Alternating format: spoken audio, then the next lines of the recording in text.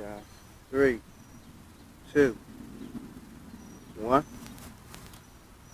Good afternoon. Welcome all. I'm your host, Kendall. Uh, we are here on the first episode of the Leaders Only digital show brought to you by Tone Drone and the Ministry of Healing. It's an honor and a blessing, man, to be sitting beside my co-host, which I can call my brother, mentor, and a leader, Samaj Callahan. Peace, peace. We here, man, to introduce our show and get our message out there. Our message is going to be brought on topics of come from your heart, our heart, the community, what's going on in society, what's going on in your life, our lives, and things that we suffer from, and things that we overcome. So, with no further introduction, we're here to bring you something excellent. So we're going to touch on mental health. Our first topic is we're touching on mental health today. Um, the stigma of mental health, and also how to cope with mental health. Samaj is going to read you the definition of mental health. So the definition of mental health is a person's condition with regard to their psychological and emotional well-being. So first I dive in with my perspective and give you a little bit about me. Um, I'm 36. I was born in Philadelphia, Pennsylvania. I was raised in Virginia Beach, Virginia. I served 9 years and 8 months in federal penitentiaries. I overcame a lot. I am currently a fitness and motivational coach. Um, Also, I'm a chef. I'm currently employed at FedEx Ground as a manager, as an operational manager, and I also run a residential cleaning service. That's just a little bit about me. Now, on the definition of mental health and how I see it in my perspective, right? Mental health to me, basically, I struggle from it, so I just give you from the light of me. Um, I took it as this: mental health is it's a it's a state, right, of imaginary thoughts in your mind that can either detour, alter, or change your vision. Um, it's like a mind game. It can affect you if you avoid it, as far as like avoiding the support, the love, and avoiding the accept your issues and your change. So that's how I took it from my perspective. How do you see it from your perspective, Samaj? Um, Mental health is just the state of, your mind, the well-being of it, be it positive or negative. It's just your state of mind, how you're thinking, what's going on through your head, um, and then you go from there. Whether you get it in a positive manner or a negative manner, it's on you. But it's literally where you standing mentally. Where's your mind at?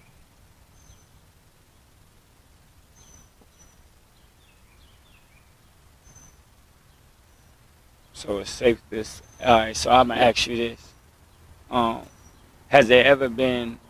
So you're an athlete at one, and then going from being an athlete to going into being what you are now, which is an entrepreneur. Did that ever play a mind game with you, or did you ever suffer of being that you didn't make it as an athlete, or is this what you really wanted to do versus a being an athlete? Um, Me being an athlete, I mean, I just looked at being an athlete as a tool to just get a degree for free. Um, when I was growing up, I wanted to be a professional athlete, but like I wanted to play basketball, and my coach in high school didn't allow that to happen. So I just went and played football because I knew I'd get a free scholarship.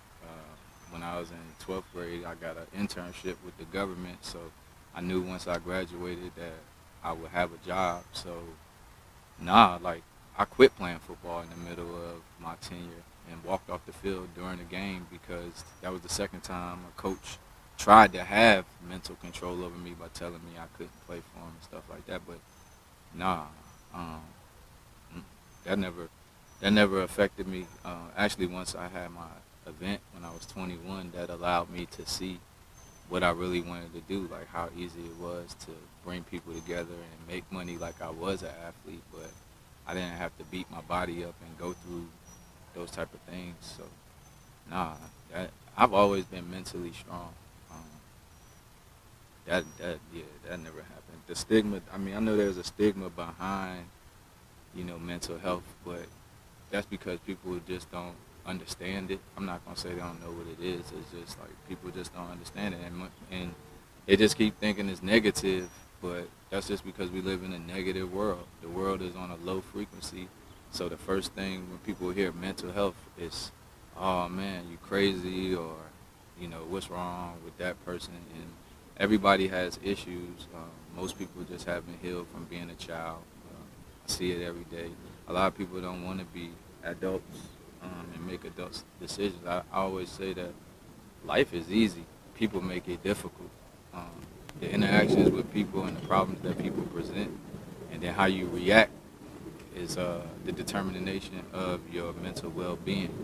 Because you could either allow it to draw you in and become something negative, or you could stand firm and try to get control back of your mind. And that way you have positive results even in a negative situation. Like what people have going on in their world and in their mind don't affect me, and it shouldn't affect you unless y'all working together on something. If you was working together on something, then they should be able to start building that mental strength from you rubbing off on them, but them also understanding that they signed up for an obligation. A lot of people don't.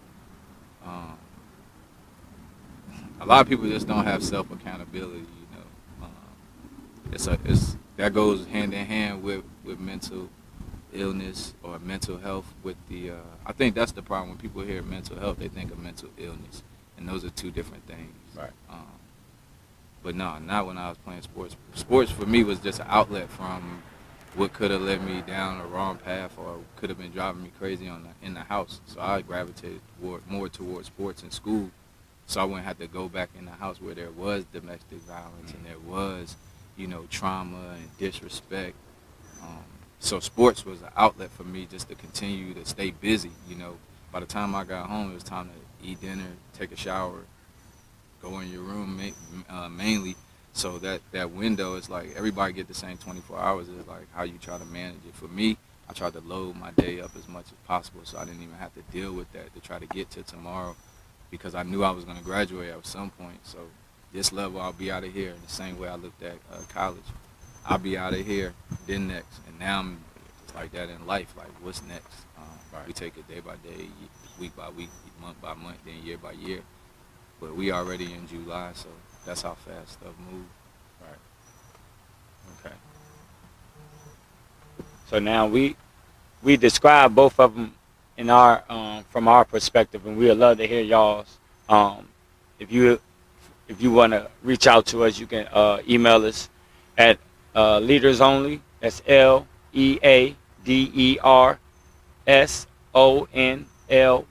22 @gmail.com. And also to keep up with us in our shows live and upcoming episodes, please like and subscribe and hit the bell. All right, so the next thing is it's stigmas on mental health, right? Mm-hmm. So most people have their own stigmas, right? So I ask you, what do you think about this? Some people think that mental health is, if it don't concern them, is unimportant. I think it's important. Me personally, where I'm at with it is just, if people's actions don't match what they're telling me that they want or what they say, I don't even care. My mental health is more important than anybody else's. So I'm at the point now where I'm just trying to control myself.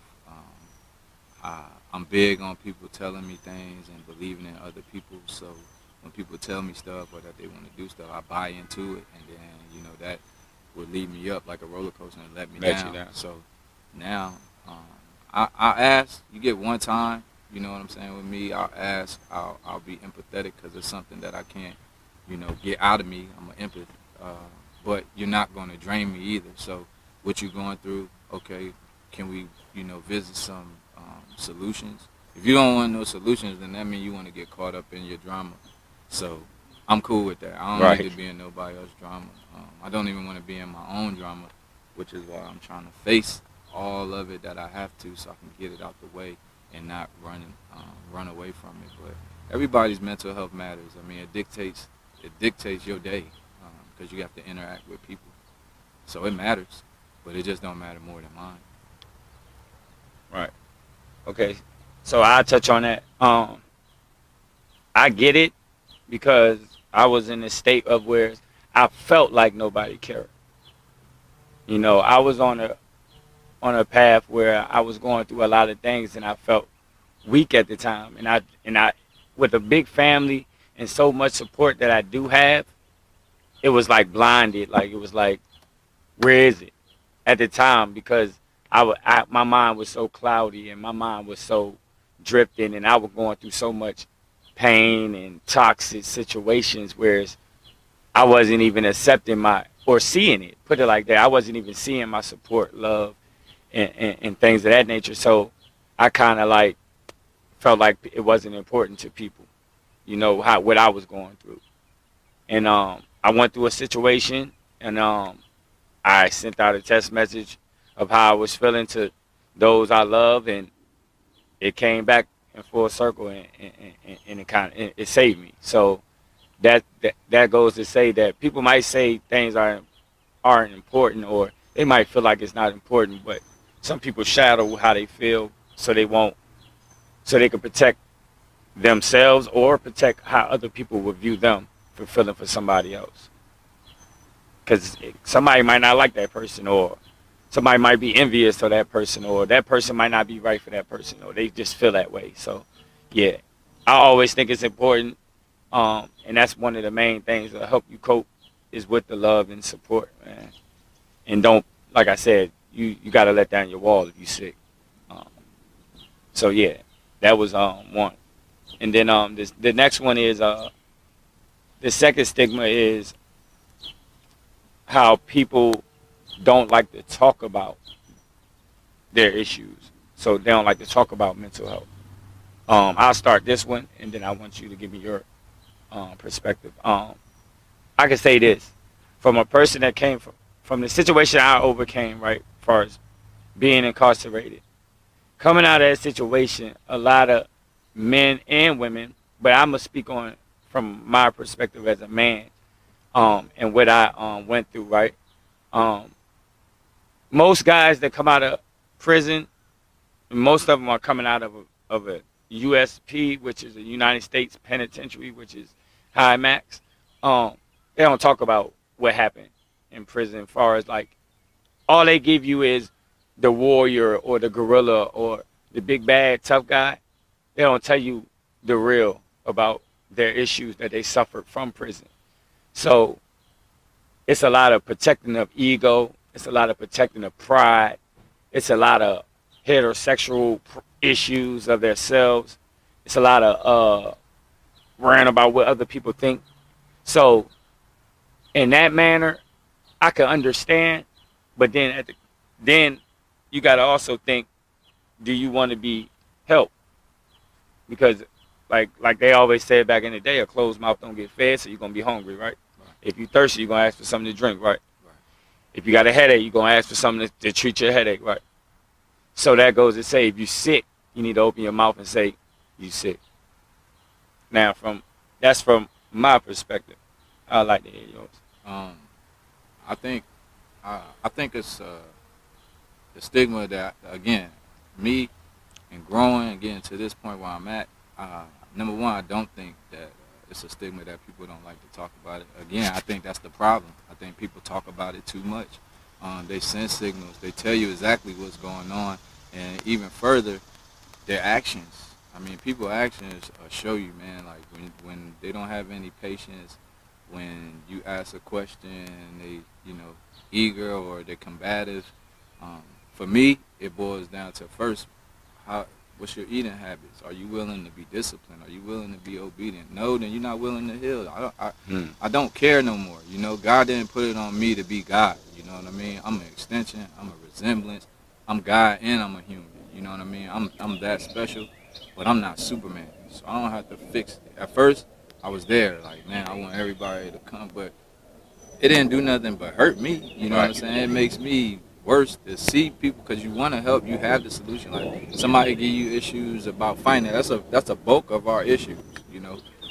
But you just watch people's habits on a day to day. So it's like, man, you like that misery. You like being there, because I put my foot down when I was 27. So for people to be like, oh man, you gotta grow up, I be wanting to know when it's gonna happen. You know what I'm saying? I'm 38. Like 12 more years, I'll be 50. I'm supposed to just sit around and wait for you, man. When I get it right, listen, man. When you get it right, it's gonna be right for your life. But I want to be down with God, so it was different for me. You know what I mean? We were taught at a very young age, right and wrong. We don't have to go deep into the religions and the history and all that. It's like, yo, do you want to do right or wrong? Well, if you do more right, you're gonna get right. So do the work. If you go to the gym and it hurt, well, you're gonna get muscles. You're gonna get ripped. You're gonna get lean. Same thing in life. If you were abused as a kid sexually, I've been down these roads. You know what I mean? So if this is somewhere you've been, you don't have to turn into that. If you seen your mother get beat, now that I've got older, my mother did get hit. Same time my stepfather got hit. Both of them were wrong. Right. Leading up to that, there were things that both of them were saying. Both of them were just crying out for love. That's mainly where everybody is screaming out for. But that's a big issue too. It's not that they're not talking about it. It's the fact that they over talking about it, and you want everybody else to come save you. We got Jesus is coming, the new president. We got all these people that's gonna save us, but the mirror is waiting on you to save yourself. You know what I mean? Maybe it's time to shut up. You know what I mean? Maybe it's time for people to just shut up and just go. Like, man, I don't like being in debt. Stop overspending. Like, we just seen Dr. Boyce Watkins before we started the show, and he said, live beneath your means. You want to get wealthy, you want to get out of debt, then live like you broke. I don't even care if you make $1 million. If you make $1 million and you get your life down to just your expenses, and maybe your expenses just